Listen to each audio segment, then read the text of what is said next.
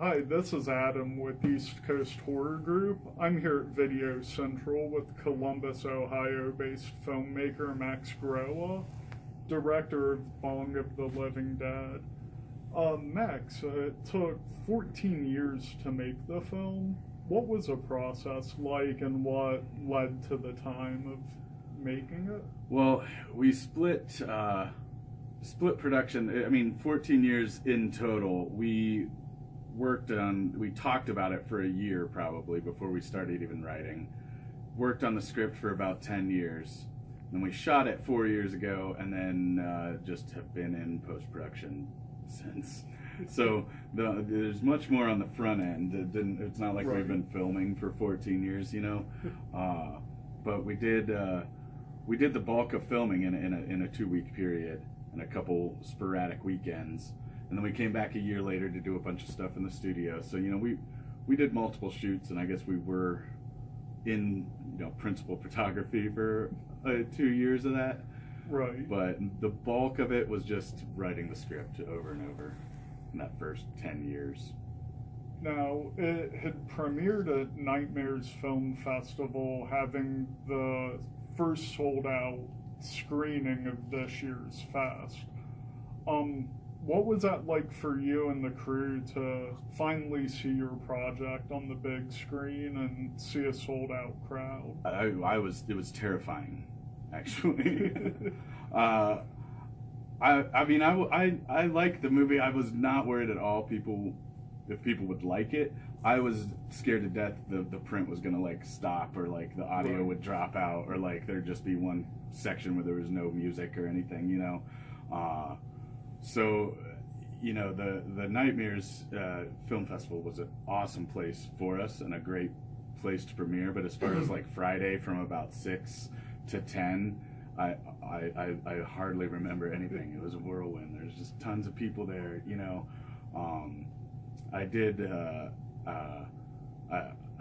really have a chance afterwards watching the midnight shorts to kind of decompress and then take it in, and then Saturday at Nightmares I was just having a great time because it was awesome. Yeah, we watched a lot of awesome movies, and all the pressure was off, and the people at Nightmares, Jason and Rachel especially, got us technically sound up there, so it looked and sounded great. There was no problems, and then the pressure was off, and it was awesome. So, and I believe during the Q&A you said it was based on a Dungeons and Dragons campaign you'd done. Is that we hadn't done the campaign. We actually built the characters kind of like Dungeons and Dragons, and some of it was based on Hero's Quest and Dungeons and Dragons stuff we had done. But yeah, we probably learned all we knew about building character from the character sheets, from AD&D.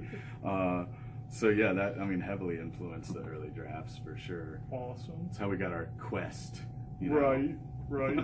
And you had Tiffany Arnold, who's worked with Jason Tostovan and most recently Brooklyn Ewing, and Dan Nye, who's worked with Scott Shermer and Brian Williams as part of the cast. How'd you go about rounding out the cast? Was it all just kind of friends, or did you have a process for casting? It was really a combination of both. We did have some roles we knew who they were going to be. They had been involved in reading versions of the script. Tiffany is one of our best friends. She's part of Backward Slate. She's been involved for a very long time in that role, and several others. We just knew and wrote to our strengths, and wrote for certain people or types of people we knew we'd be able to get. But then we did hold auditions. We saw, I think, 170 people in a weekend, which is where we found Dan Nye. We found a couple of the kids that play the young versions of the people at those. We found Lara Mock there. But people like Dan Kiley, Tiffany Arnold. We found Eric Basso, who's the stereotypical stoner, at those auditions. But a lot of the people were friends, and then a lot of the people were in those auditions. there's a ton of people, including all the zombies in the movie. I mean, there's like 100 people in the movie. So yeah, I think Jason Tostoven, even as a cameo, is the zombie first cop zombie. is His professional credit. Yeah. And now he was great to work with too. He will probably tell you he's not a very good actor. But right. He suffered through these horrible contacts we were making people wear. I think he ended up having to go to the doctor actually after, because they were so horrible. And the whole time he was smiling, saying, "Oh, it's fine, it's fine," and tears were just wiping his makeup away. Yeah, he was a sport.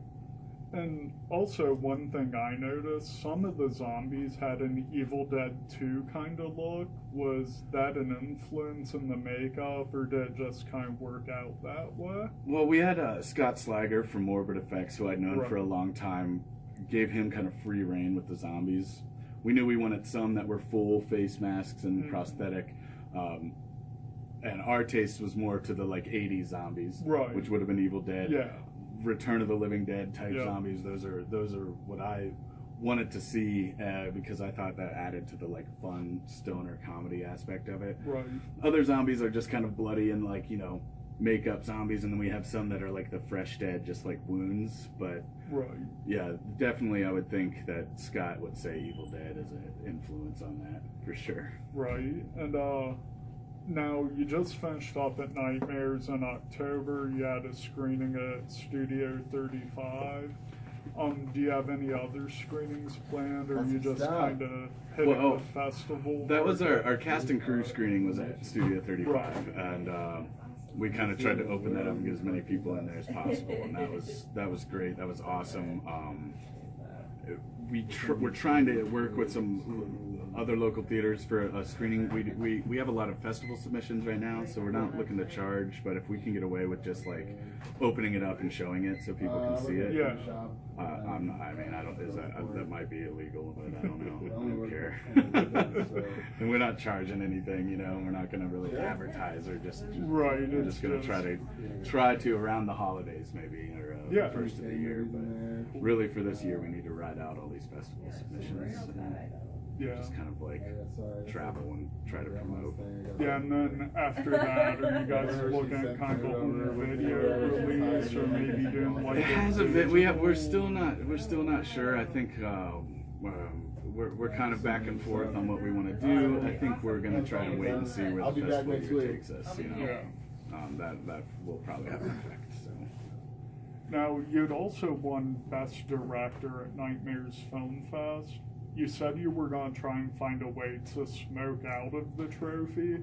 Have you accomplished that yet? Plans are underway. It's more, that thing is super, like, heavy, dense. Yeah. I had to, like, I don't want to mess it up, Right. So, it's not going to be just it's not going to be like a quickie. I'm going to try to make it a permanent structure.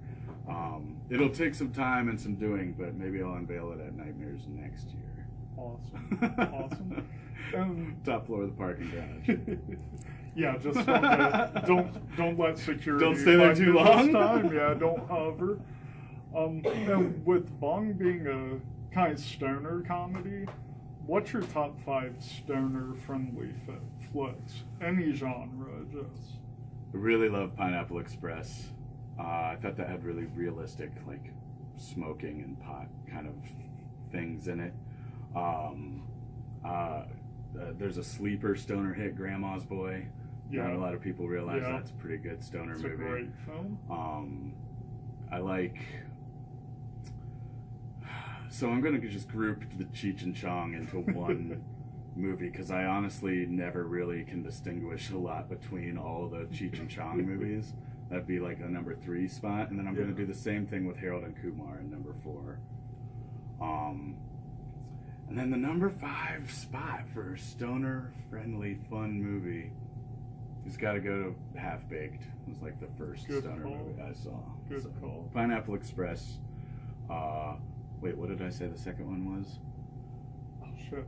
Grandma's Boy. And then Cheech. And then Harold and Kumar. And then Half Baked is the riding it out. It's the classic. Pretty solid list. If you wanted like stoner movies, if you watched that catalog, you'd be in.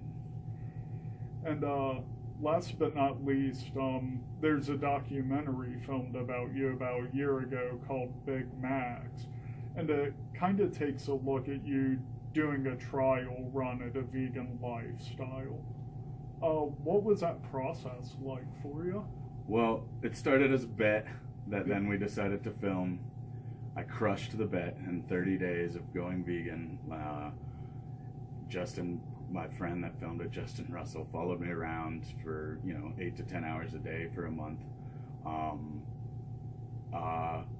There was some struggles. Yeah, I guess you'd have to watch the doc to see if I fully make the bet. But I did adapt to the vegan lifestyle for a long time after the movie, and still have echoes of that, in my diet and stuff today. But I'm definitely not vegan anymore.